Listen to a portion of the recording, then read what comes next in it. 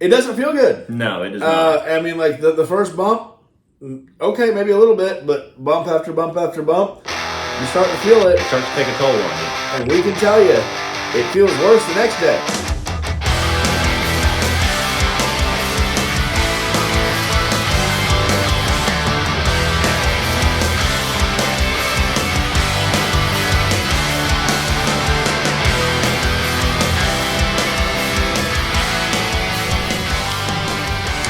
What is up, everybody, and welcome to another episode of the 5-Star Jobbers Podcast. I'm Cody. And I am sore. Yes, I think we're both sore. I'm feeling it in my back, in my neck, everywhere. I'm feeling it everywhere. Yeah. What's that song go? My neck, my back. Never mind. I was about to say, I don't know what song you're talking about. It's from the early 2000s. I think it was a little early for you, but for my fellow elder millennials, complete it at home or don't at all. Yeah, exactly. But yeah, it hurts. The legs hurt. The back hurts. I mean, my back actually surprisingly does not hurt the most. My legs hurt. Right. Like, no, my back is definitely feeling a lot worse, but my chest definitely feels a lot of pain. But we'll get into that here just a little bit. But first of all, thank you to everybody that's listening. Thank you to everyone that's watching on YouTube. If you haven't subscribed to us yet and you haven't listened to us and you're new to the podcast, welcome. If you haven't yet and you're still watching us, what are you doing? I mean, we've been doing this for a while. You just been watching us, not hitting that subscribe button? What do you do? What's wrong with you? is that legal? I don't think it should be. It seems like stalking. Yeah, something like that. Like you're watching us, but you don't want us to know that you're watching us. That says a lot more about you than it does about us, but we digress. Exactly. But anyway, guys, thank you to everyone that's listening. Thank you for following us. Thank you for subscribing. I want to let you know that we are on social media. If you haven't listened to us already and you haven't gone to our social media pages, we're on Facebook, Instagram, TikTok, and YouTube. You can go follow us there for more updates and everything. Also, I want to let you know about some upcoming events. If you're in the Southeast area and you want to go to take in an independent show, I'm going to let you know some events coming up. So, February 3rd, the Guardians Legacy, Tag Your It, is going to be happening at Rosenwald High School Gymnasium in Panama City, Florida at 6:30. Go check out their page and let them know that you want to come. Get tickets from them. Got a great show for you that weekend. Also, a little bit later in the month, February 25th, Wrestle South is going to be in Albany, Georgia at the Brooks Plaza. So if you want to take in that on February 25th, go check that out. It's at 3 p.m. at the Brooks Plaza in Albany, Georgia. Also coming up next month after that, March 2nd, NWA Hard Times. Go check it out. It's going to be in Dothan at the Dothan Civic Center. If you want tickets and more information about that, you can message us directly or go to our friend Justin Overstreet's Facebook page and get tickets from him. Because if you can get tickets from him, it's going to be a great opportunity for you to get to see him on the card. But go get tickets from him. If you need more information, you can message us on Instagram and Facebook for more information about that. Also, I want to make mention of a couple things. First thing, on March 30th, Southern Wrestling Tradition is going to be having their show in Wausau, Florida at the Possum Place. Wausau! Wausau? Wausau! But anyway, 7 p.m. at the Possum Place in Wausau, Florida. Do they have live possums there, do you think? Guaranteed. Oh, yeah. They got to. You can't have a possum place and not have possums. I mean... Do you say possum or opossum? It depends on how I'm feeling that day. Yeah, I always say possum. I'm from North Alabama, so I always say possum. I think most people say possum, but I mean, depending on, what you've been drinking, you might say opossum later on in the night. Oh, possum! Or if you're driving and you see one in the middle of the road, you go, oh, possum! Yeah, exactly. But, I think that's how they got that name that way. Probably. But anyway, so check out that one, Southern Wrestling Tradition, on March 30th at the Possum Place in Wausau, Florida. Also, we've got another promotion that is coming up that is fairly new to the area. Kraken Pro Wrestling. Release the Kraken! I hope that they give that in the intro, or I hope that the announcer says that, but they've got, if they don't say that, they're missing out on a great opportunity. Did you say you hope the announcer makes that? Yeah. Like, I have a hunch the announcer will definitely say that. If they don't, they're missing out. But anyway. Inside job, hashtag. Exactly. But anyway, Kraken Pro Wrestling is a new promotion that's going to be coming to Tifton, Georgia at the Tift Theater. If you want more information about this, go and check them out on their Facebook page. Go check them out on social media. What I love about this, and I've been in talks with the promoter of the event, one of the things that they're looking to do is do a community outreach program teaching young adults how to promote and do other social skills that are done with a typical wrestling promotion and advertising business. And so basic advertising and event coordination. Exactly. And so their hope is to get troubled youth off the streets and inspire them to chase their dreams. That's fantastic. And that's a high price skill. Exactly. As somebody who does that professionally, that is a large part of what I do as a professional. That's not a skill that you get paid minimum wage for. That's a skill that pays quite well. So that's a fantastic thing that they're offering, the people who would otherwise have to go to college to get that kind of experience. So really, I mean, that's a great initiative, and I mean, as much support as we can get for it would be fantastic. Exactly. So if you're looking to be a part of this event, or you want to know how you can volunteer, reach out to them by email. You can go to KrakenProWrestling2024@gmail.com. If you want more information or how to be a volunteer, go check them out. Go email them. Trust me, you're going to want to be a part of this and be a part of this amazing event. I'm looking forward to this. Oh, I'm stoked. I can't wait. So with that, we want to talk about what we've done this weekend. It's been talked about for a while, and we've been planning it for a long time. We finally went to the Sweat Academy in Albany, Georgia. And we sweat. Yes, we sweated. We cried. We laughed. There may have been some bloodshed. I'm not sure. I'd have to check. I might have pooped and peed a little. Hey, it happens. Whenever you reach that age, it happens. Yeah, I mean, it just, you hit the ground and it happens. You can't control it.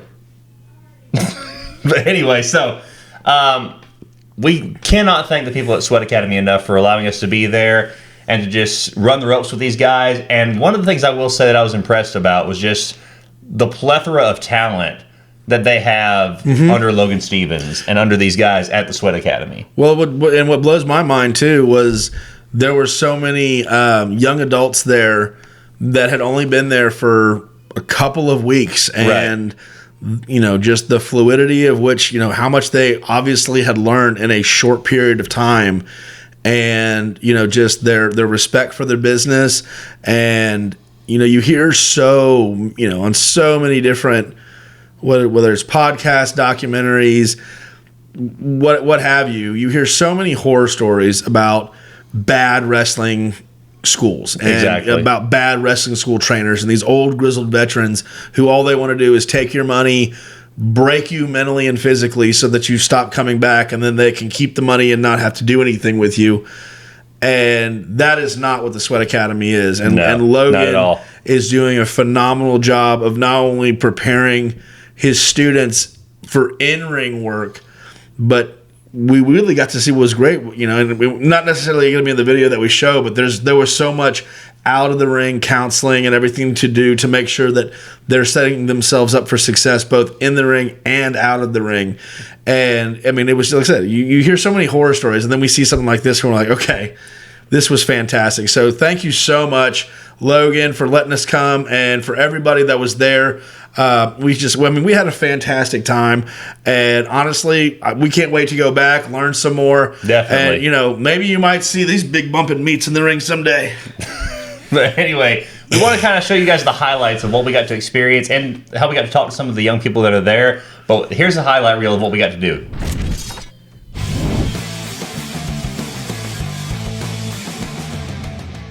I started training here at the Sweat Academy about 2-3 weeks ago, but I've been training since July of 2022. I've been here at Sweat Academy since about the beginning of this year, so about 3-4 weeks.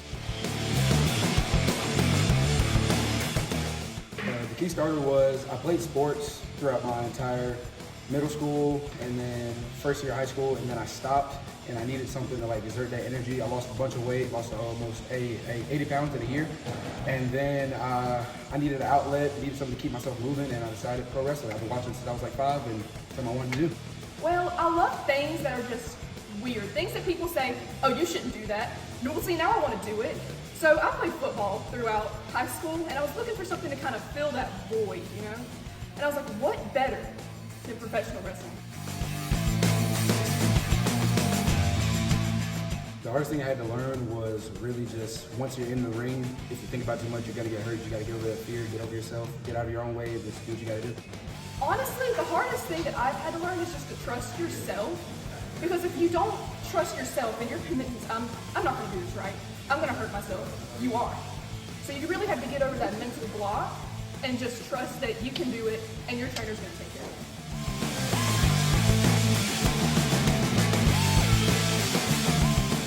There's nothing that's really easy. There's some stuff that comes naturally and some stuff that just doesn't. You gotta learn. But the hardest thing I thought was gonna be was a front flip, and really you just throw yourself forward. I had a big fear of the suplex for a very long time. I did recently get over that. Right now, I'm working alongside the council. That would be the mayor, Brian James, and Landon Lashley. Right now, I'm just working with them, managing around the ring until I'm ready to get there. Coming up, just gonna keep training, keep going, keep pushing myself until eventually I'm ready to get in the ring. And of course, I couldn't leave without taking a few bumps myself. And John, well, John, he did his best.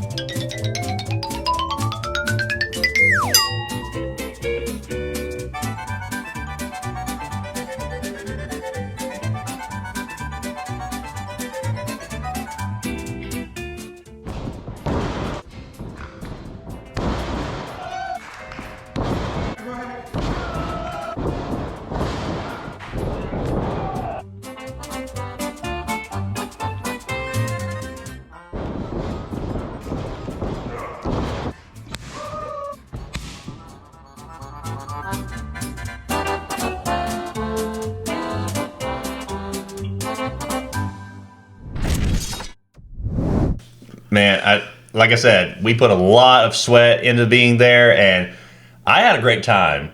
I know it was very difficult, and that's why I want to tell people, this is not easy. Getting into professional wrestling and running the ropes and training is not as easy as you think it is. As you've seen. You train, there's nothing easy about it. You train. You are the cardio. That's one aspect of it, and then you've got to learn to throw your body around. Which your brain is not okay with that. Right. Your brain does. When you tell your body, "I'm going to throw you on the ground," your brain goes, "I don't think that's a good idea," and it doesn't feel good. No, it does not. I mean, like the first bump, okay, maybe a little bit, but bump after bump after bump, you start to feel it. It starts to take a toll on you, and we can tell you, it feels worse the next day. Exactly. So, I mean, to everybody that's, that wants to be a professional wrestler, it's definitely, it's no small feat to do, but absolutely go after your dream, get it done.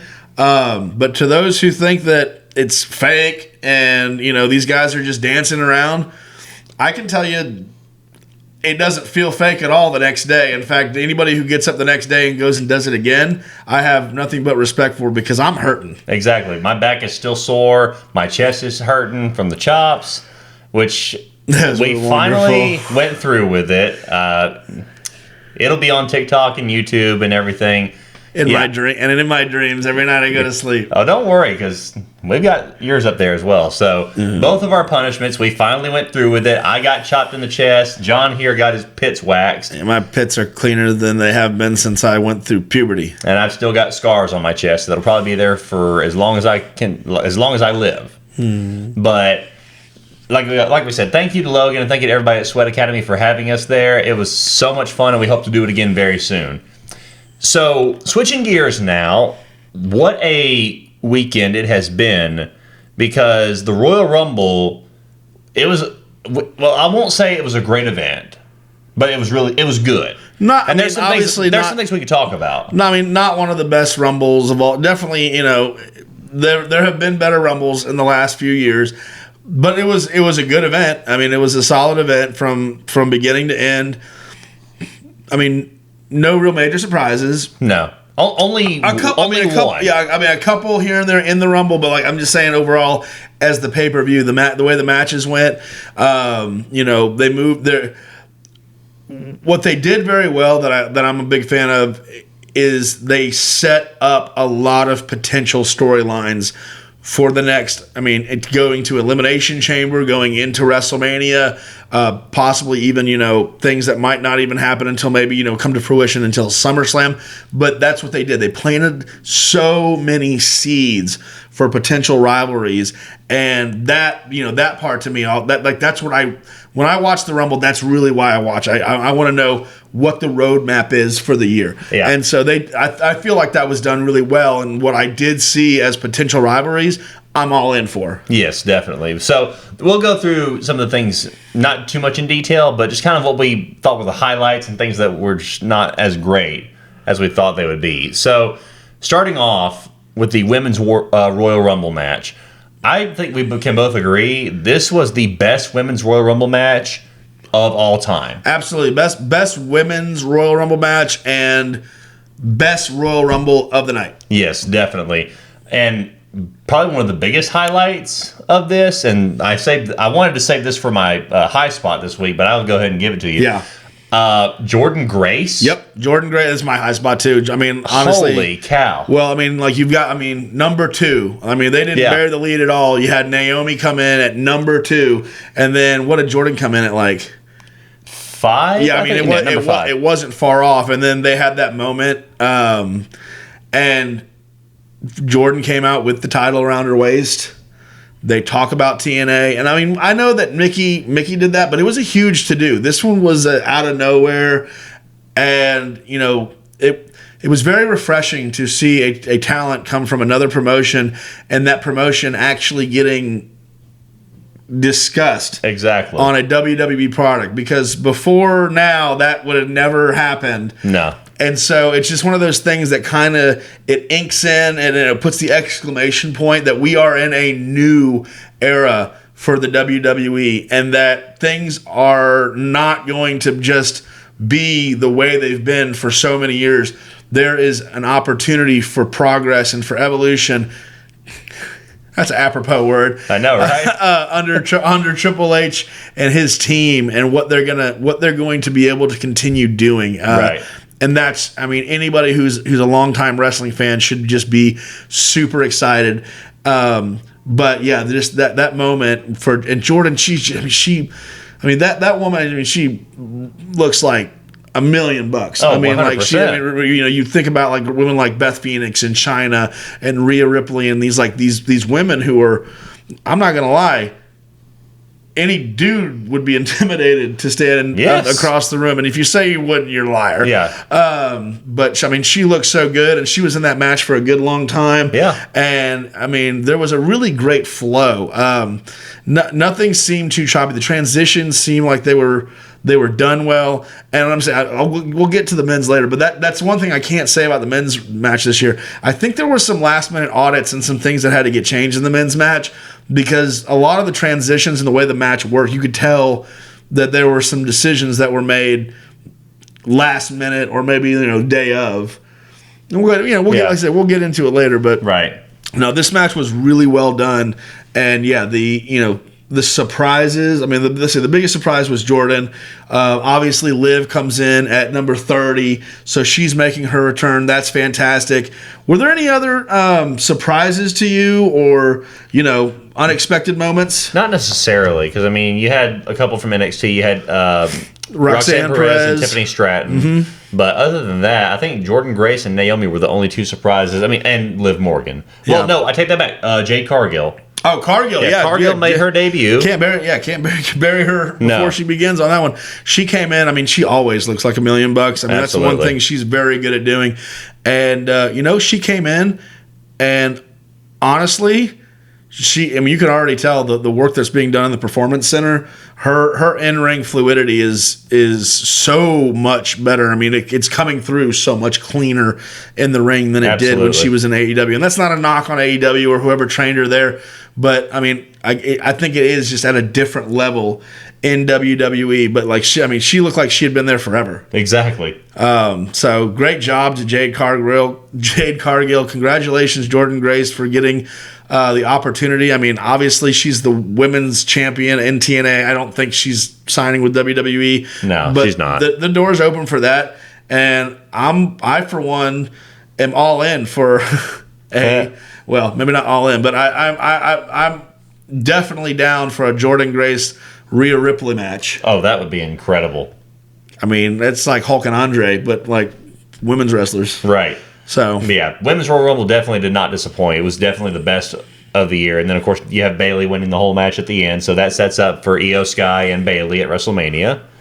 So then we go to Kevin Owens the Fatal 4-Way match, which you won that one.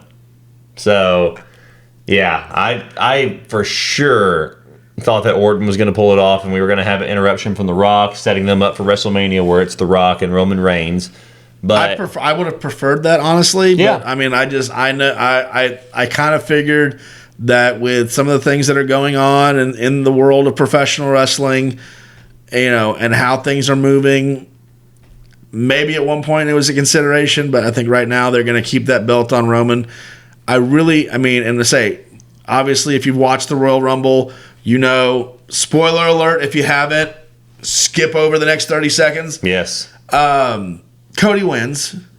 We'll get into that more later as we talk about. Right. But with Roman winning, Cody wins. Cody's going to go after Roman. The only problem I really have here is, please do not give me a repeat of last year. No. This needs to be the WrestleMania where Cody takes the title off of Roman. Yeah. So if it doesn't happen, then you've pretty much just destroyed Cody Rhodes. And don't give me a trio match either. I don't want Cody, Rock, Roman. No. But Cody does not deserve that.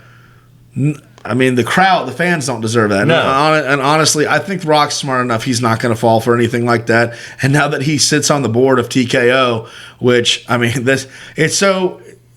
it's just mind blowing, especially being growing up in an Attitude Era, being an Attitude Era kid.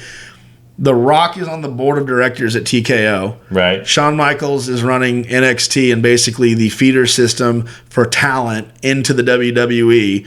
And there's no one that would be better suited to create talent in ring, teach psychology, teach ring work, mic work, all that. I mean, good Lord.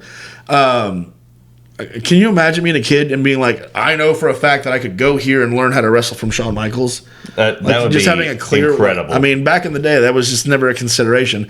Like, not if not Shawn Michaels, like tell me that guaranteed if I went here, I could learn under, Harley Race, right? Dusty Rhodes, exactly. But you have Shawn at NXT, Triple H running everything in WWE. The McMahon family is out entirely. There's not a single one of them. Not since the 1950s has a McMahon not owned or been in control of the Worldwide Wrestling Federation, the World Wrestling Federation, World Wrestling Entertainment. They're out. There's not a single one. So I don't even think, because there's been people that have shared it on social media or teased it or thought that it might happen, but Shane McMahon, I don't even think Shane's going to come back. Well, I disagree I disagree with you on that. I actually, so we're not going to get into the details. I mean, anybody who's got an ear or set of eyes knows what's going on, and we don't want to talk about it. We don't want to give we don't want to get too deep into it. But at the end of the day, I think there's a lot of information now that when you understand what may have been going on, why Shane McMahon, why Stephanie probably have done some of the things they've done and left the company, that they were basically heirs. It was their inheritance. Yeah, pretty much. and they left it. And I think that might speak well to their character. Hopefully. Yeah. I mean, at the end of the day, as things come out, I hope that we can really see that people like Triple H and Shane and Stephanie and people who, were in the situation knew that they probably couldn't do a whole lot about a lot of things, but knew that leaving wasn't going to fix the situation either. Right. So, say that to say this. I really hope we see Shane McMahon be able to come back. I hope Stephanie can be able to come back. I hope that the people who have done terrible things are punished for their crimes to the fullest extent of the law.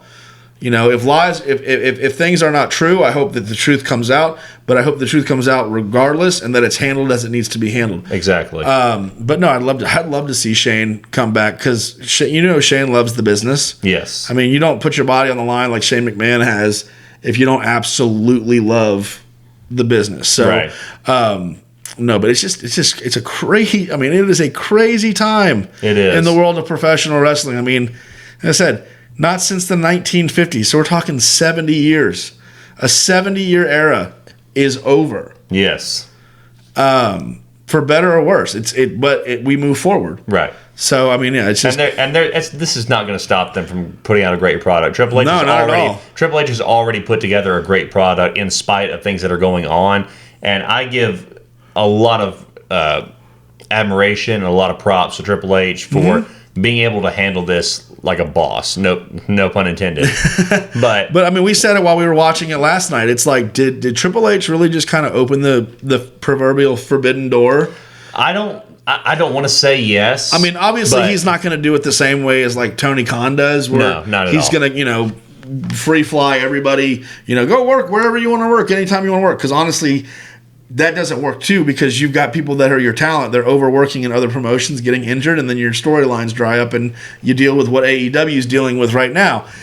I do think that Triple H is probably obviously Tony Khan's a very savvy businessman, but I'm talking the business of professional wrestling. Yeah. Triple H has learned under, for better or for worse, the best learning tree you can learn for when it comes to world domination of professional wrestling.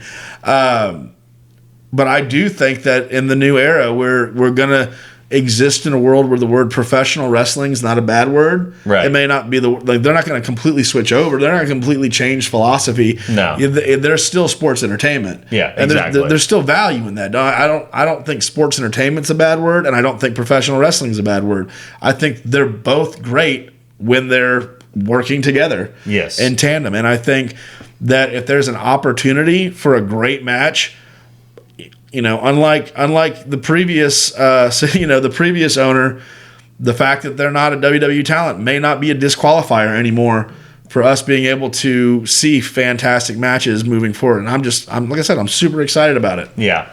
But sorry, we kind of got off track there. But yeah, Fatal 4-Way match. Roman Reigns walks away with the title victory. So, like we said, this is going to set up another match with him and Cody Rhodes at WrestleMania. And tell the people what he's won, Johnny. Yeah. So because I lost the predictions for this one, we told you that we were going to announce what the punishment was for it. And so with this one, since I lost, I am going to have to take a chair shot. For an object. Yeah, not to the head. To the back. To the back. No CTE. Exactly. We don't want any of that.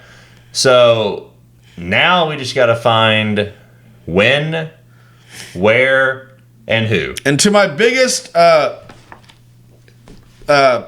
anybody who's listening, professional wrestler wise, Max, Cantrell, Peterbilt, if any of you would like to volunteer, please let me know. I am taking as many offers as possible to swing this beast. Oh, gosh. And I thought the chops from Logan were bad enough. They were pretty bad. Yeah. Trust me, you'll see in the TikTok and you'll see in everything from that. I think it took my breath away at one point. It definitely took something away. Yeah. If not a nipple, definitely my breath. It was hanging on. Yeah, for dear life. But, so, sorry, now I'm just dreading this. You have PTSD? Yeah. Now I'm just dreading this so much. But now we go to the United States Championship match, Kevin Owens and Logan Paul. I would say was a really good match from bell to bell. This was a great match, and the ending, it swerved me. Like the ending, the way that it was progressing was what I predicted, but then how it was, how it finalized. Yeah, because all signs pointed to, like, whenever we saw whoever the guy from Logan Paul's entourage got caught, we were kind of expecting Jake Paul to at least make some kind of appearance or interfere in the match. But then you have Austin Theory and Grayson Waller, which we've seen them have beef with Kevin Owens in the past. But but it was doesn't really make any sense. It was kind of weird. Yeah. Not bad weird, just unexpected. But then it begs the question, because it ended in disqualification, and Kevin Owens pretty much just got the one up on Logan Paul with the brass knuckles. It wasn't Kevin who took the brass knucks, because my expectation was it was going to be a smooth finish, and that Logan was going to get him, get away with it, right, and get the 1, 2, 3. So for Kevin to be able to grab the knucks and knock Logan out, I mean, it was great. But then Kevin gets disqualified. Logan retains the title. So I mean, let's say same ending, but in not the way that you expect. So taking away the predictability, always got to give points to that. Exactly. But yeah, so this match was really good, and I think I'm gonna go for it and say that maybe we'll see a rematch of this at WrestleMania. I mean, I'd be all for it. The right now, was like I said, the predictions for WrestleMania have Logan Paul, going in as the United States champion. And there's plenty of options for that. I mean, honestly, Kevin and Sammy aren't on the same team, but they're still tag team.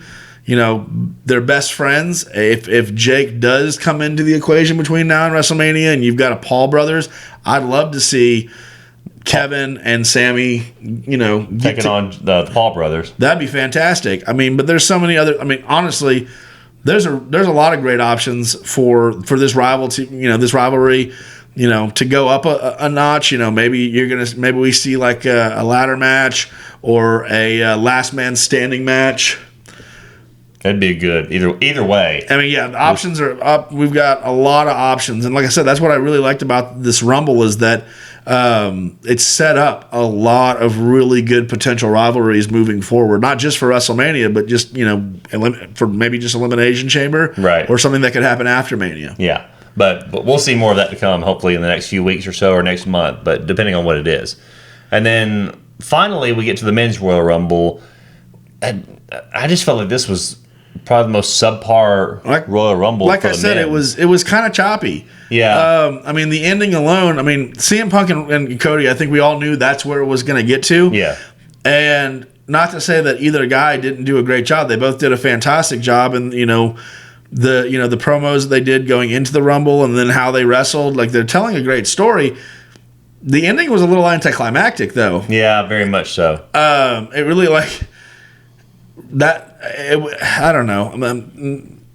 Maybe it was my fault for expecting more, but I don't know. I did expect more. Well, yeah, I mean, and we have a right to, because I mean, you've got Cody Rhodes and CM Punk. I mean, they could have at least given us something to sink our teeth into.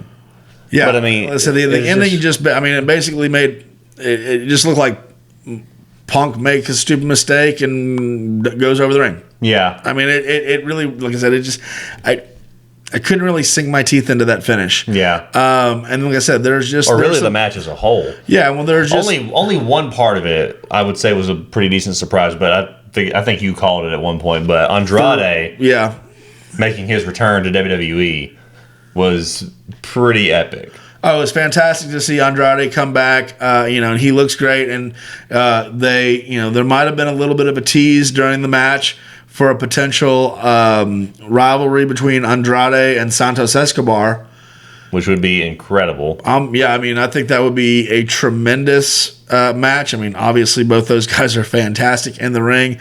Maybe Andrade and Rey Mysterio working together. These are wonderful things to think about. By no means, is that what's going to happen? But the dreams of a fool. But no. To me, the most impressive person of the night in the Men's Royal Rumble was Braun Breaker. Yes, by far. They made him look fantastic. I mean, he makes himself look fantastic. He's got a great presence. He's fantastic. I mean, he is jacked. He is quick. He is agile.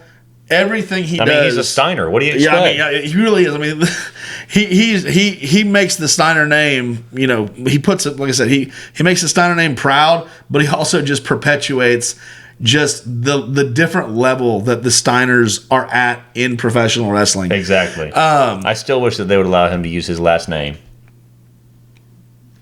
But that's just me personally. Maybe one day. I mean, let's say we're new regime, new era, new possibilities. So I mean, we got Pete Dunne back, so I mean, anything's possible. Peter Dune. The Bruiserweight. But yeah, no. So Braun Breaker, man, he comes in there and he throws out some big names. Yeah. I mean, it's not like he comes in there and looks strong and stuff like that, but gets that normal rookie treatment. Like, he came in and he was throwing some big names around, and the moment that really caught me was when Braun and Gunter first square each other up. Yeah. And the crowd was for it. Which hopefully that sets up the Intercontinental title match for WrestleMania. So, once again, not wanting to talk about certain things and stuff like that, but let's, just call it what it is. There was a long belief, of course, that Brock Lesnar was going to be in the Royal Rumble and that Brock Lesnar was going to face Gunter at WrestleMania for the Intercontinental title. For reasons not having to do with wrestling, Brock Lesnar will probably not be in any wrestling event anytime soon for the foreseeable future. Right. So it's like we were talking about it before the Rumble. Like, who do you replace a Brock Lesnar? Like, how do you replace a Brock Lesnar? Like, if that's your mentality, if that's the kind of match you want to have, how do you replace a Brock Lesnar? Answer: Braun Breaker. Exactly. This kid's got super bright future, and if they book him right, if they present him correctly to the, he's already over in the NXT for everybody who watches NXT, but to the people who don't necessarily watch NXT, this kid made his SmackDown Raw crowd debut, and if they continue to present him like they did the other night, he could be the next iteration of just that character that is just unbeatable. Absolutely. But yeah, overall, it was a good show. It was a good event, but still a lot of things that were kind of lackluster. But nonetheless, you all right over there? But I have a scratch in my throat, but my core is so sore. I can't cough fully because it hurts too much. We're feeling the pain.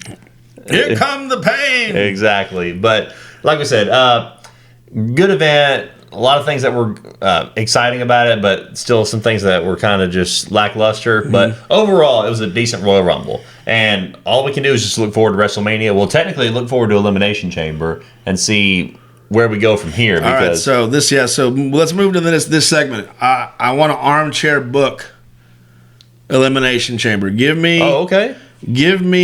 your 6 off the top of your head. Don't overthink it.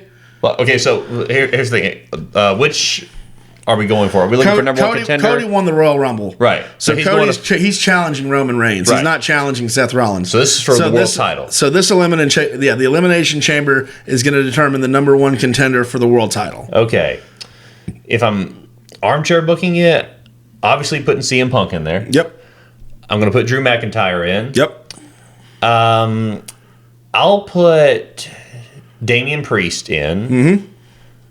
I'll also, let's see. So Drew McIntyre, CM Punk, Damian Priest. Gosh, this is hard because I'm trying to think of who else. I'll put Shinsuke Nakamura. Okay. And then 4 or 5 and 6. I'll put The Miz. Yep. In there. And then for number 6, let's see, that's a tough one. I'll put Gunther in there. Yep. Just because I don't know, because he's saying that he's going to go for the world title, so maybe this would be his opportunity to be in the Elimination Chamber for that. That's a good list, and man, it's not too different from mine. I've got CM Punk in the Elimination Chamber to win the Elimination Chamber. Right, I've obviously. got Gunter, and now I have Braun Breaker in the Elimination Chamber. Okay. You And think they're going to call him up that soon? why would you wait after he how he showed in the Royal Rumble? He got over. Yeah, that's true. Yeah, I didn't think about that. You put him back in NXT, you're burying the lead. Yeah, that's true. I would put him and Gunter into a match and set up even more to make a rivalry for WrestleMania for the Intercontinental title, which is why I'd also put Drew McIntyre and Sami Zayn into the match. Oh, I forgot Sammy.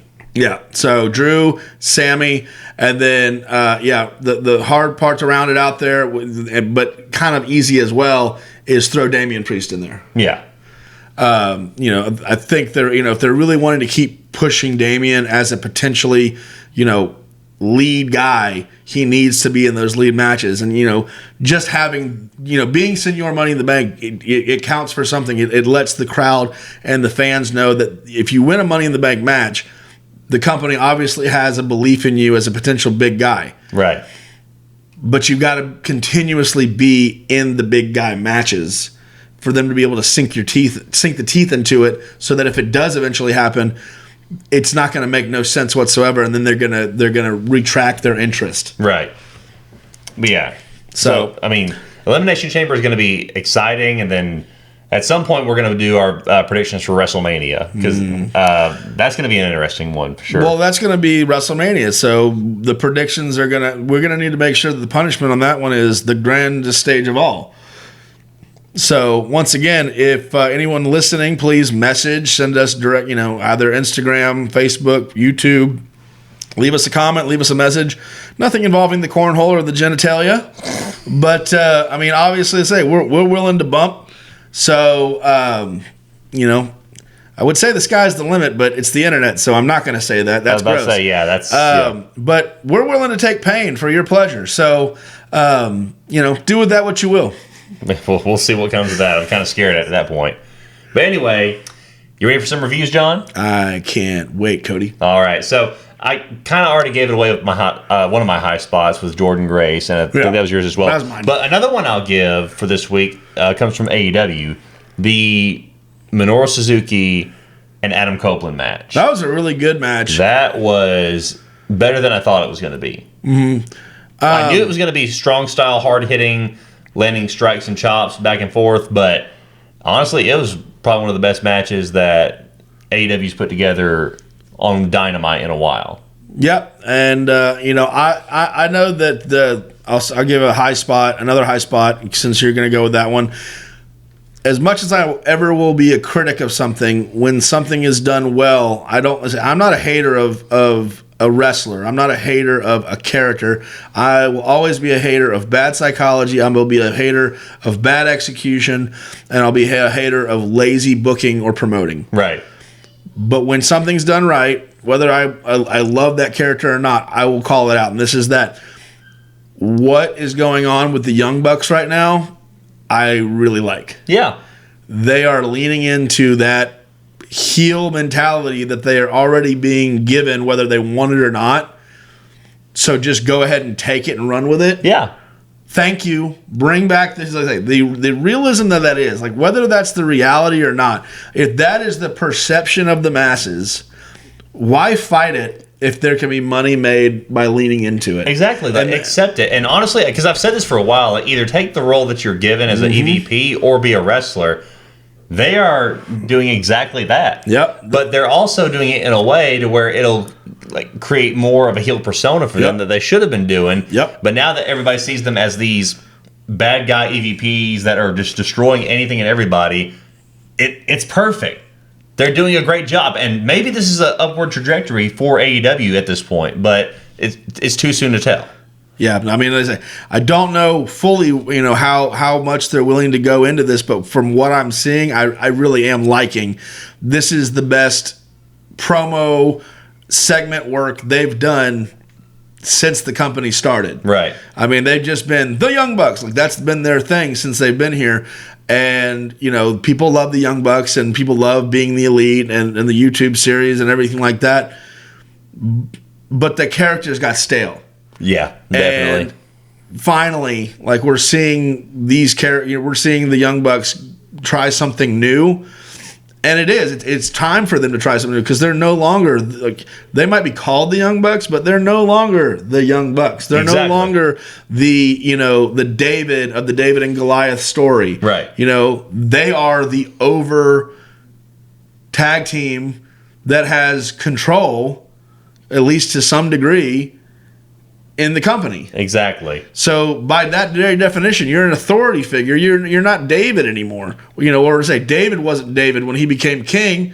David was David under David and Goliath. That's that story. But then when David becomes king, it's not the same story anymore. Right. Same guy, different story. Same thing with the Young Bucks. When you're no longer the underdog, you can't continue to expect the people to look at you as the underdog. Exactly. And so, for them to finally now embrace this position, like, we're not the underdogs. We're the authority figures. Yeah. And we'll do whatever the heck we want. Right. Love it. I'm excited to see where they go from here and how much they build into it, but it's going good so far. As far as botches go, I didn't really have a whole lot per se. The only thing that I had, and I'm just being nitpicky, and like you said, I'm not hating on a wrestler. I'm not hating who they are as a person. Just the biggest one for me, just like I said, being kind of nitpicky, is Jeff Hardy and Swerve Strickland. Just anytime I'm watching Jeff Hardy wrestle right now, it is so obvious that he is just in pain so much, and that his body just cannot do the things that he has been doing. But I will give him one positive in this: the whisper and the wind move that he usually does, where he like runs up the turnbuckles and does the reverse flip or whatever it is. Mm-hmm. He didn't do that in this. He literally just casually got up to the top rope and just did it from there. Like, didn't run up like he usually does. But still, counterpoint. Watching this, there was a couple things on commentary. There was a couple things that Jeff did. Obviously, yes, it hurts when he's in the ring. That's not a schmoz. That's not a work. That's a shoot. But during this match, this is the first time in the last couple matches where I've watched this that instead of thinking like this is just Jeff Hardy, like kind of like when I watched Jericho botching and just going, man, like you'd lost a step. Age is catching up with you. It's not your fault, but age. But during this match, like I said, commentary, some of the things that Jeff was doing himself makes me wonder, is this a story? I mean, it's a story probably based on reality too, but is some of this a work? If it is, I don't see where they go from with this. I mean, or like how they go. He's breaking. Oh yeah, but true. But still, I mean, he's breaking. I hear what you're saying, and I get where you're going with this. I don't know. I mean, it'd be great to see the broken Hardys, but I don't know. Only time will tell. That's why I was like counterpoint a little bit, like, because up until just this last match, I would have 100% agreed with you. But there was just some things that were done in this match, and if you go back and watch it with with a different set of eyes there, just watch a couple things where I don't think that they're lying when they say that it hurts to be in the ring and that there's some things that he just can't do the same way anymore. But once again, it's talking about leaning into the truth to make the story better. Right. And, they're doing that with the Bucks. What says they can't do that with the Hardys? And if that's what they're doing, that's fantastic. Yes. Because realistic storytelling is what most of the fans crave. Not to say that all fans. I mean, obviously there's some people who like different things, but the reason that ECW was ECW in the 90s, the reason that Ring of Honor and like these smaller companies, and even to a point like TNA when it first came out, the reason they got over was more realistic storytelling. Right. And then of course as you get bigger, there's this need to like be more over the top and like have these like grandiose stories or like these grandiose characters, which are important. And we're not going to eliminate those, but the realism to, I think, the core group, like your diehard fans, they want the realism more than they want the fantasy. Yeah, definitely. But yeah, like I said, just being nitpicky, and maybe there's a story to go behind that, maybe not, but we'll just have to see if they build anything on it. But I think that was just a squash match, essentially, just to help build up Swerve and Adam Page and all of them leading into the next World Championship match. But did you have a botch for this week or anything in particular, or not really? Nothing really stood out to me this week. Like I said, WWE did a really good job, in the, I guess the build up to Royal Rumble, the promo. That was pretty much all this week. Promo between CM Punk and Cody. I think it set up the ending to the match very well. Like I said, the end of the match, was it really, really good? No. I honestly, I feel like it could have been a little bit bigger. Yeah, definitely. But I did like how it coincided with the story that was being told. Yeah. CM Punk goes over the ropes and he sits there and he watches Cody and he keeps his word to Dusty. Yeah. I mean, yeah, it was good. Like I said, there should have been more to it. There should have been. But I mean, as I say, there could be more to come. So it's hard to say right now whether that was the perfect ending. We don't know what the story is where it's gonna take us. So obviously, when you're flipping the page, you don't really know if what you just read is how it's gonna be, and you're like, man, that stinks. Or if the next page you're gonna go, oh wow, that was perfect. So yeah. Well, I mean, we still got time because leading up to Elimination Chamber, there's going to be a lot that's going to unfold tonight. Actually, on Monday Night Raw, because this will go out on Monday. But we'll just have to see where it goes from here. Yep. Oh, and another high spot that like I said, I'm trying to put as much over as I can because there was a lot of really good stuff. Yeah. High spot AEW Tony Storm versus Tony Storm, Deonna Purrazzo have a face-to-face. I know what you're about to say. I can't say it. We're not going to say it on here because we'll have to change the ratings. But Tony throws she makes a statement that I think went over a lot of people's heads initially, and then definitely later on in the reports, people realized what she said and what it meant, and it lit the dirt sheets on fire for the next couple of days. But Tony Storm's work that she's doing as this timeless Tony Storm character, it's perfect. I mean, it is perfection. She really is. She is glowing, and she is really taking this opportunity to be an out of the box character to its fullest extent. I mean, I always liked her as a worker, but she always seems to not really have anything to say. Right. When the time came to get yourself over on the mic. That's not happening right now. She is getting herself more and more over every time she's on the mic, and just the absurdity of it. But then I say once the bell rings, she's Tony Storm, so it doesn't. I mean, timeless or not, she can work inside that ring. So that's right. That's a great program that's being built. I'm a big fan of Deonna Purrazzo, so I'm like I said, I'm very positive. Like I said, you're catching me on a good week. Yeah, exactly. So that's pretty much our show for this week. Like we said before, guys, thank you always for listening, and thank you for supporting us, everybody that's watched us from beginning to end, and all of our new listeners and subscribers. But go check us out on social media. Like we said, Facebook, Instagram, TikTok, and YouTube. All of our content is there, and more content will be coming soon. But also, all the upcoming events that we mentioned, go check all those out. If you want more information, feel free to message us on Instagram, Facebook, anywhere. We will let you know of upcoming events. But like we always say, guys, thank you so much for listening. Thank you for subscribing. And as always, keep it 5 stars.